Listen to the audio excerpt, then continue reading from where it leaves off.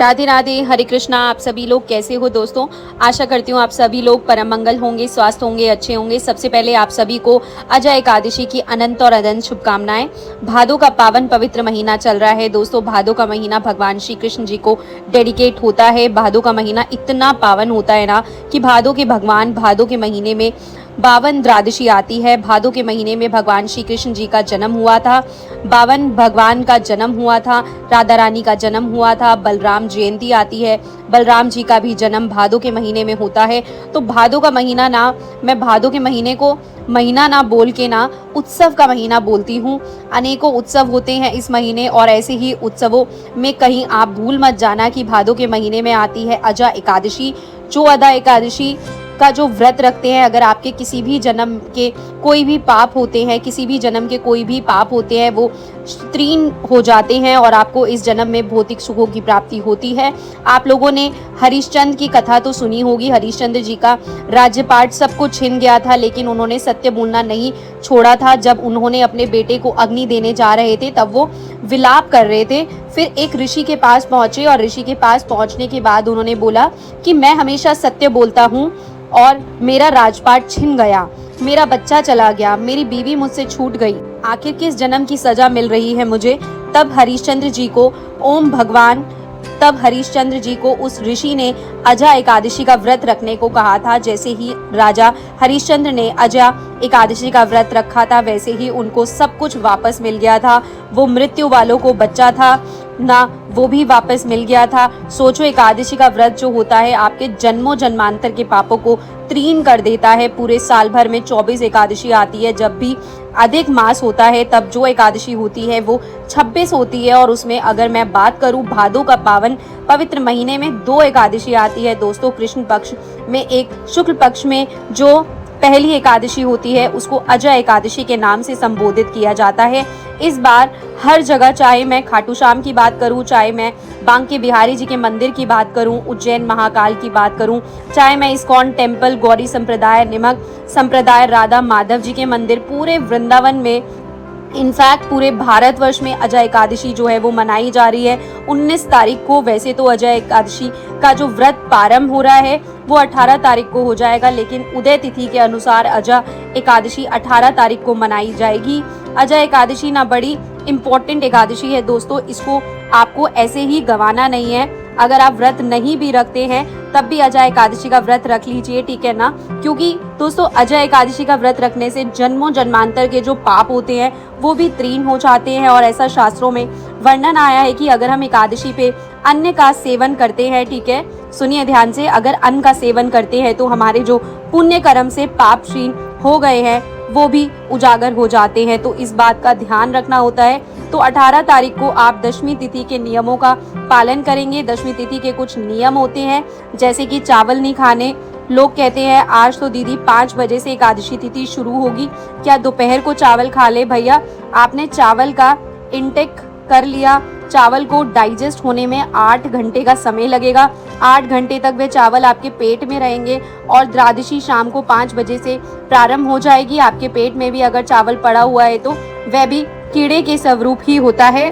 अगर एकादशी पे आपके पेट में भी चावल पड़ा हुआ है तो वो दशमी तिथि पर भी मैं चावल खाने की मना ही करती हूँ। दशमी तिथि पर दोस्तों सूर्यास्त के बाद में भोजन खाने की मना करती हूँ। तो सूर्यास्त के बाद आप फलाहारी भोजन खा सकते हो, फ्रूट्स खा सकते हो, दूध पी सकते हो, कुट्टू के आटे की रोटी बनाकर, आलू की सब्जी बनाकर ये खा सकते हो।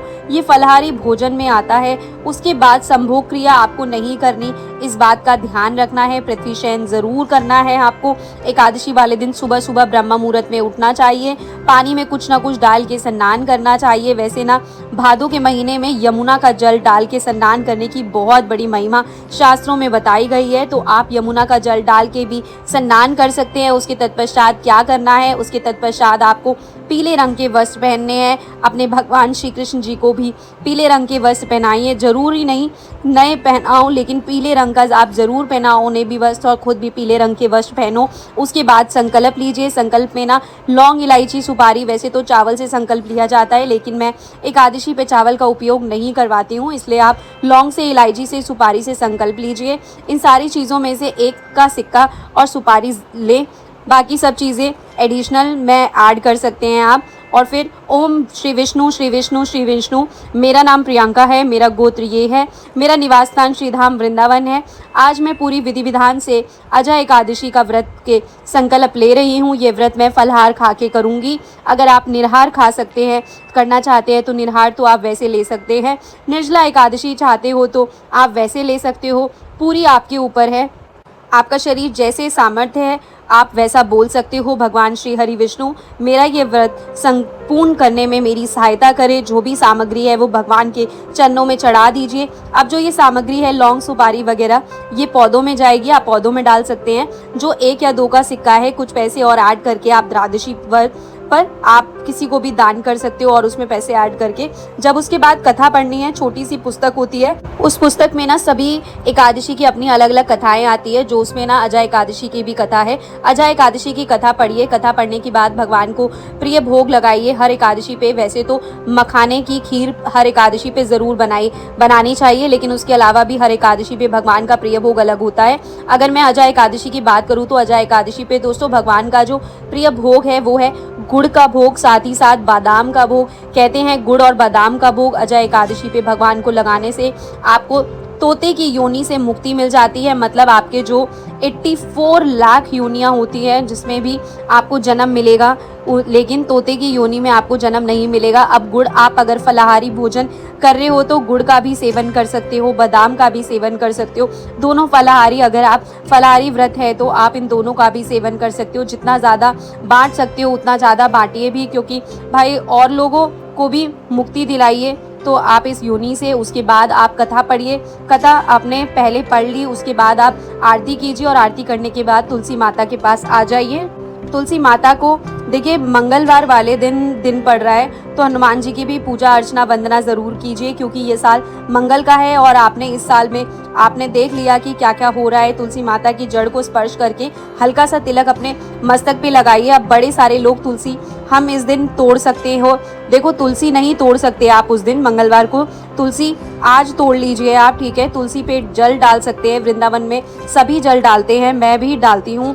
अब तो यह बात सिद्ध हो गई है, जब श्री प्रेमानंद जी महाराज जी ने बोल दिया है कि एकादशी वाले दिन तुलसी पे जल डाल सकते हैं। लोग कहते हैं तुलसी माता का निर्जला व्रत होता है, मैंने तो कभी ऐसा नहीं बोला कि निर्जला व्रत, मैं शुरू से ही तुलसी पे जल डालती हूँ। अगर आप लोग डालते हैं तो आप डाल सकते हैं। देखिए अब क्योंकि वृंदावन में सभी लोग डालते हैं।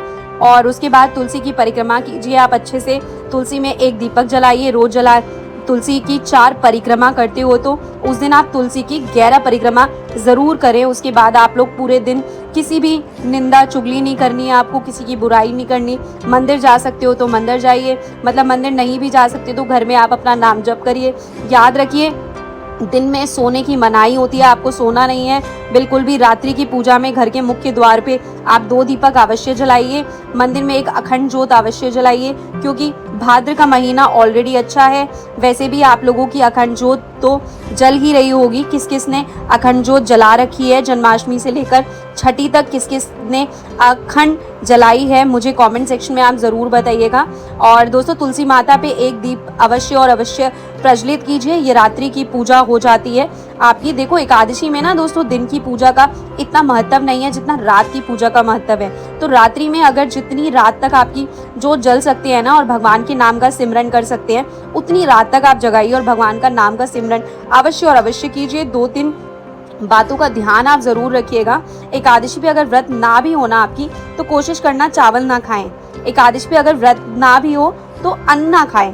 किसी परेशानी व्रत नहीं रख सकते, किसी को परेशानी है जितना कम अन्न का सेवन करेंगे उतना ज़्यादा है। वैसे तो अन्न का सेवन की मैं मना ही करती हूँ। तो दोस्तों इन बातों का ध्यान रखिएगा। अगर आप इस चैनल पर पहली बार मेरी वीडियो देख रहे हैं तो चैनल को सब्सक्राइब कर दीजिएगा और कमेंट सेक्शन में अपने विचार ज़रूर बताइएगा। अगर कुछ विचार नहीं भी है तो कम से कम भगवान का नाम कमेंट सेक्शन में ज़रूर लिखिएगा, राधे राधे जय श्री कृष्णा। तो फिलहाल इस वीडियो को मैं यहीं ख़त्म करती हूँ। अभी फिलहाल आप सभी को मेरी तरफ से राधे राधे जय श्री कृष्णा। बांके बिहारी लाल की जय दोस्तों।